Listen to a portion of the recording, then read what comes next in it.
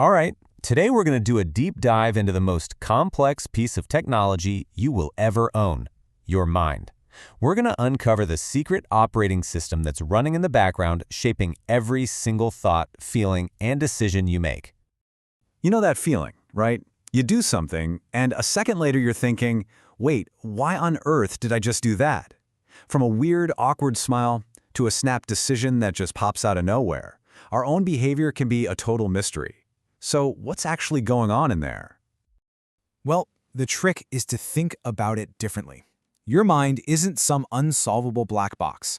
It's much more like a computer, and it's running on a secret operating system, complete with background programs, default settings, and shortcuts that are pretty much running the show all the time. So here's the game plan for this explainer. We're running a full diagnostic. We'll start by looking at the brain's hardware, then we'll get into all the cognitive shortcuts and, the bugs in our code. We'll cover the art of persuasion, look at the mental malware that can infect our system, and finally get to the big one, how you can become a power user of your own mind. Okay, so what exactly makes up this operating system? Well, it's a mix of your hardware, that's the physical brain, and your software, which are all the mental processes we use to navigate the world. But as we're about to see, it also comes with pre-installed bugs and protocols that can be exploited. Understanding this whole framework is really the key to taking control. Let's start with the hardware itself. Our brain isn't some fixed piece of equipment we get at birth. No, it's a dynamic, living organ, and its development in those first few years is absolutely critical. Get this, an incredible 90% of our brain's physical development is complete by the time we're 5 years old. Just think about that. The foundational hardware for your entire life's operating system is laid down before you even start kindergarten. But here's the amazing news. That hardware isn't locked in stone forever. Thanks to a little something called neuroplasticity, our brain can constantly rewire itself. You can think of it like installing a software update. Every new skill you learn, every new habit you build, it physically changes your brain's structure. All right, so we've talked about the hardware, let's move on to the software. Now, to save processing power, our brain's OS uses a ton of mental shortcuts. The technical term is heuristics. Most of the time, they work great, they're super efficient, but they can also lead to some pretty predictable errors in judgment. You can literally think of them as bugs in our mental code. And this is just huge. Research suggests that up to 95% of our decisions aren't made by our conscious rational mind. Nope, they're made automatically by these subconscious programs. We're running on autopilot way more than any of us realize. A classic glitch is something called the Dunning-Kruger effect. Essentially, it's a bug in our self-assessment software.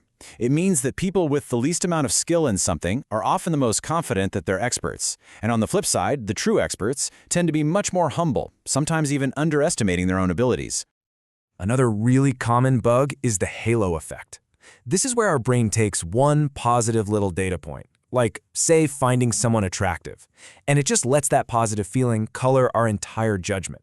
We just assume they must also be smart and kind and honest, usually without any real evidence at all.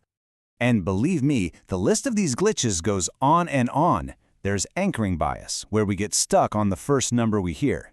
Status quo bias, which is why we resist change. The gambler's fallacy, that feeling that a coin is due for tails after a few heads. And conformity bias, where we'll agree with things we know are wrong just to fit in with the crowd. So, okay, we've got these internal glitches, but how does our mental OS interact with other people's systems? This brings us to what you might call our network protocols, the predictable ways we influence and get influenced by other people. The psychologist Dr. Robert Cialdini identified 6 universal principles of persuasion that are kind of like pre-installed backdoors in our social software. They explain exactly why we say yes to things, from feeling like we have to return a favor, to following the crowd, to wanting something just a little bit more because it's a limited time offer. And these principles are incredibly powerful. In one famous experiment, a hotel asked guests to reuse towels for environmental reasons, and about 38% did. But when they changed the sign to say that the majority of guests reuse their towels, tapping right into social proof, that number shot up to 48%. It's a simple, totally free change that hacks directly into our OS. But of course, with great power comes great responsibility. Cialdini himself warned that using these principles to deceive or manipulate people isn't just unethical, it's just bad business, because trust, once it's broken, is incredibly hard to get back. And just like any network protocol, these principles of persuasion can be exploited. This brings us to the darker side of our psychology. Our OS isn't just a little buggy, it's also vulnerable to what we can call mental malware. And this malware can come from our own internal traits or be installed by outside forces. Internally, researchers call one nasty combination of traits the dark triad. It includes narcissism, a deep need for admiration, Machiavellianism, a strategic, manipulative mindset, and psychopathy, a distinct lack of empathy and remorse. People who are high in these traits are absolute masters at exploiting the social protocols we just talked about, using charm to activate the liking principle, or making up a crisis to exploit scarcity. And external forces can install malware too. Just look at the negative feedback loop of social media. It starts when we feel anxious or lonely, so we log on.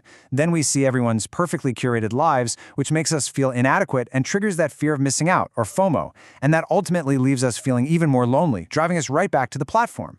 It is a perfect trap for our OS. So, knowing all of this, the hardware, the bugs, the exploits, how do we take back control?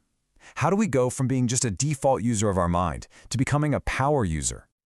Well, the first step is just awareness. By learning to spot your own cognitive biases, you can start to debug your own thinking. By understanding the principles of persuasion, you can build a kind of mental firewall against manipulation. You can set clear boundaries with manipulative people and limit your exposure to things that exploit your vulnerabilities, like maybe a little less screen time. But most importantly, self-reflection. That's how you start writing new, better code for yourself.